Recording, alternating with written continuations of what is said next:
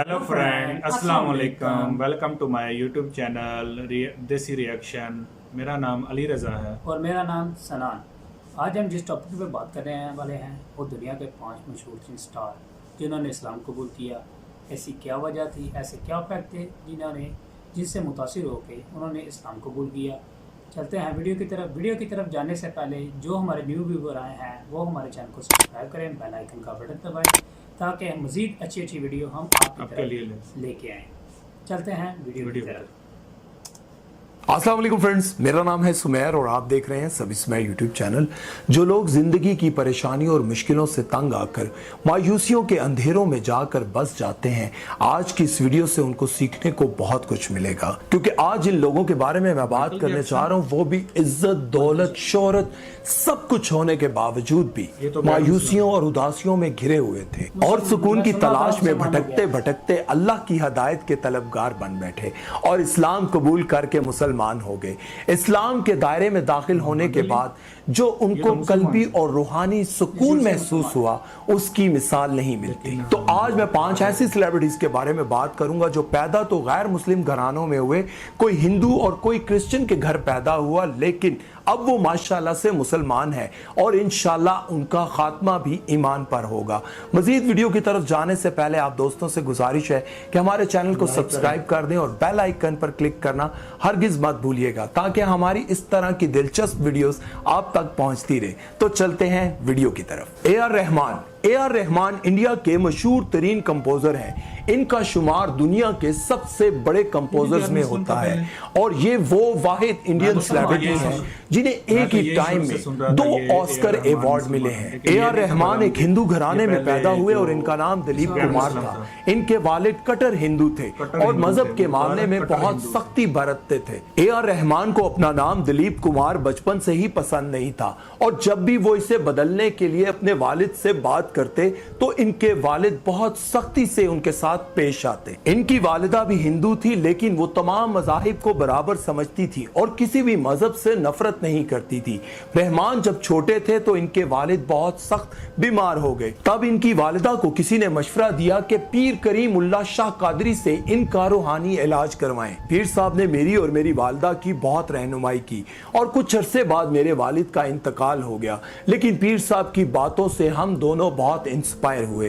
फिर 10 साल के बाद पीर साहब से मेरी फिर मुलाकात हुई जब मेरी पर्सनल और प्रोफेशनल लाइफ सिर्फ मुश्किलात में फंसी हुई थी। तब पीर साहब की रूहानी बातों ने मुझे और मेरी वालिदा को इतना रूहानी सुकून दिया कि हम दोनों ने इस्लाम कबूल कर लिया और अल्हम्दुलिल्लाह हम दोनों मुसलमान हो गए। उनकी वालिदा ने उनका नाम अल्लाह रखा रहमान रख दिया और वो कहते हैं कि मेरी जिंदगी उस दिन के बाद इतनी खुशगवार हो गई कि मैं बता नहीं सकता। मेरी दुनियावी कामयाबियां तो आप सबके सामने ही है। शोबिज में रहने के बावजूद भी उन्होंने अपनी औलाद की तरबियत इतनी अच्छी की है कि उसका सबूत यह है कि उनकी एक बेटी शरई पर्दा करती है।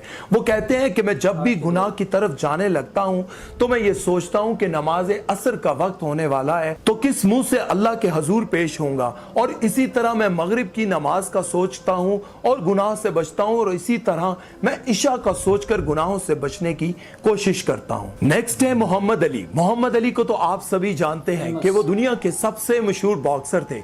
वो एक क्रिश्चियन घराने में पैदा हुए और उनका नाम कैसियस क्ले था।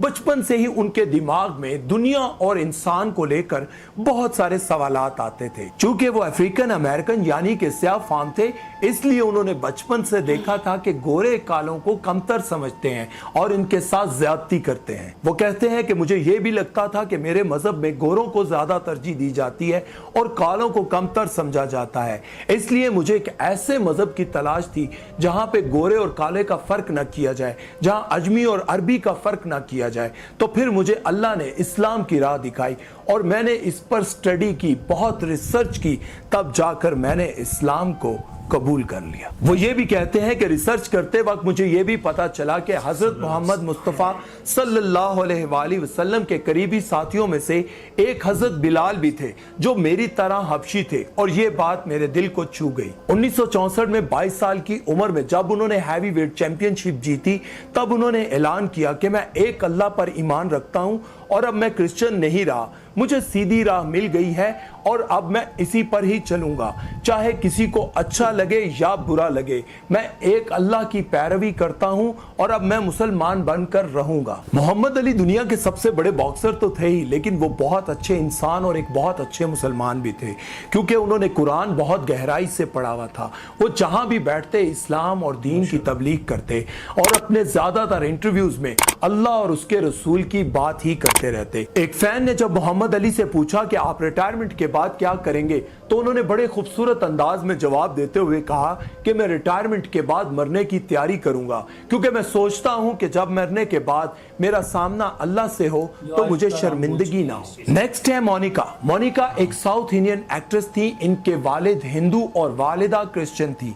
जैसा कि आप सब जानते हैं कि इंटर रिलीजन मैरिजेस में जो बच्चे पैदा होते हैं वो अक्सर मजहब के हवाले से कंफ्यूज्ड होते हैं कि हम वालिद का मजहब इख्तियार करें या वालिदा का। मोनिका भी इसी कश्मकश का शिकार थी और आखिर में उन्होंने यही फैसला किया कि मैं बगैर किसी मजहब के ही ठीक हूं। बचपन से ही बतौर चाइल्ड स्टार फिल्मों में काम स्टार्ट किया और बड़ी होकर फिल्मों में हीरोइन आने लग गई और 20 साल शोबिज में काम करने के बाद उन्होंने शोबिज से ब्रेक ले लिया, क्योंकि वो अपनी पर्सनल लाइफ की मुश्किल तरीन फेज से गुजर रही थी और उनको अपने आप को समझने और संभालने के लिए वक्त दरकार था। बहुत अरसे बाद उन्होंने एक प्रेस कॉन्फ्रेंस की और बताया कि मैं एक रूहानी सफर पर निकली हुई थी और दीन इस्लाम ने मुझे अंधेरे में उजाला दिखाया और अल्हम्दुलिल्लाह से मैं अब मुसलमान हूं और मेरा नाम राहिमा है। और उन्होंने ये भी बताया है कि मैंने इस्लाम किसी दौलतमंद शख्स से शादी करने के लिए कबूल नहीं किया, बल्कि मैं हकीकत जान चुकी हूं कि पूरी कायनात का मालिक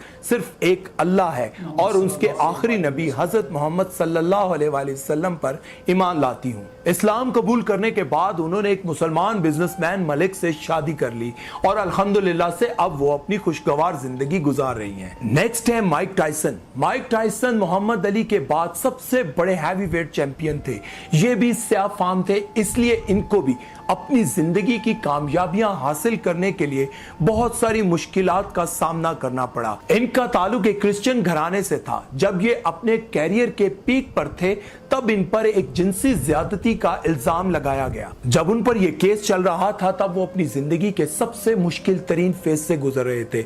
बदनामी, मायूसी और परेशानी ने उन्हें घेर रखा था। तब उन्होंने अपने एक दोस्त के मशवरे से कुरान पाक को तर्जुमे से पढ़ना शुरू किया और यूं अल्लाह ने उनको हदायत दे दी और वो मुसलमान हो गए। लेकिन उन्होंने अपने मुसलमान होने की बात को सीक्रेट रखा। केस में नाकामी की वजह से उनको 10 साल कैद की सजा सुनाई गई, लेकिन 3 साल बाद ही केस झूठा साबित होने की वजह से उनको रिहा कर दिया गया। जब वो जेल से बाहर आए तो ये खबर आग की तरह फैल गई कि माइक टायसन ने इस्लाम कबूल कर लिया जेल में, लेकिन वो इस बात पर काफी अरसा तक खामोश रहे और कुछ अरसे बाद उन्होंने इस बात का ऐलान कर दिया कि हाँ, मैं मुसलमान हो गया हूं, लेकिन जेल जाने से काफी अरसा पहले मैंने इस्लाम कबूल कर लिया था। जेल से बाहर आते ही उन्होंने बॉक्सिंग की दुनिया में फिर से कदम रखा और कामयाबी उनके कदम चूमने लगी। कुछ अरसा पहले उनकी एक वीडियो वायरल हुई थी जिसमें आप उन्हें नमाज पढ़ते हुए देख सकते हैं, माशाल्लाह। नेक्स्ट है माइकल जैक्सन। अगर मैं ये कहूं कि माइकल जैक्सन पूरी दुनिया के सबसे मशहूर सिंगर हैं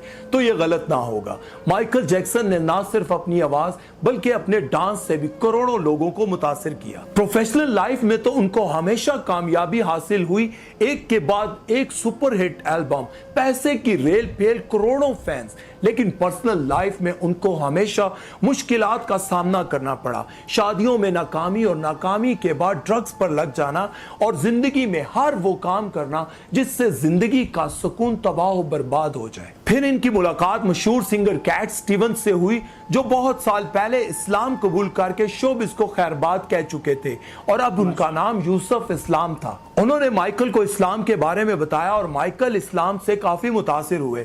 फिर उन्होंने इस्लाम के बारे में काफी स्टडी की और स्टडी करने के बाद उन्होंने इस्लाम कबूल कर लिया। लेकिन उन्होंने इस बात को सीक्रेट रखा, पर फिर भी अक्सर वो ऐसी बात कर जाते जिससे उनकी इस्लाम से मोहब्बत साफ जाहिर हो जाती, जैसे कि आप इस वीडियो क्लिप में देख सकते हैं। I'm coming to see you, inshallah, the 7th of October. I cannot wait. I love you all so much. Goodbye. उनकी वफात के बाद उनके घर से बहुत सारे ऐसे सबूत मिले जिससे ये बात जाहिर होती थी कि वो मुसलमान हैं। उन्होंने बहुत सारी नातों और हम्द में अल्लाह, रसूल और कुरान की बड़ाई बयान की। Allah is Ghafoor, Allah is Rahim। पढ़ने के साथ अगर तुमने अल्लाह और उसके रसूल के साथ अपना रिश्ता नाता ना बनाया तो यकीन जानो कि तुम बर्बाद हो जाओगे। नॉन मुस्लिम जब भटकते हैं अपनी मुश्किलों और परेशानियों में, जब उनको कोई रास्ता नजर नहीं आता तो सिर्फ एक ही रास्ता नजर आता है, दीन इस्लाम और अल्लाह का रास्ता और अल्लाह से ताल्लुक बनाने का रास्ता। तो फिर हम अपने बच्चों को ये क्यों नहीं सिखाते कि अगर जिंदगी में तुमने अपने अल्लाह से ताल्लुक ना बनाया तो बर्बाद हो जाओगे। आप में से बहुत सारे लोग ये बात जानते हैं कि दुनिया में लाखों अमीर तरीन लोग अनपढ़ हैं, लेकिन अल्लाह ने उनको भी रिज्क दिया हुआ है, अल्लाह ने उनको भी कामयाबियां दी हुई हैं, लेकिन ये बात कंफर्म नहीं है कि उनकी जिंदगी में सुकून भी हो। ये बात आप याद रखें कि जिंदगी का सुकून सिवाय अल्लाह के जिक्र में और अल्लाह के रास्ते के सिवा फ्रेंड, कैसी लगी आपको हमारी वीडियो? हमें उम्मीद है आपको बहुत अच्छी लगी होगी। ऐसे इंटरेस्टिंग फैक्ट जिनकी वजह से इन्होंने इस्लाम कबूल किया है, फेमस स्टार थे। हमें तो पहली दफ़ा पता चला, वो भी इसी वीडियो में। मुमकिन आपके भी इल्म में इजाफा हुआ होगा, आपको भी पता होगा। अल्लाह पाक आपको और हम सबको हिदायत दे।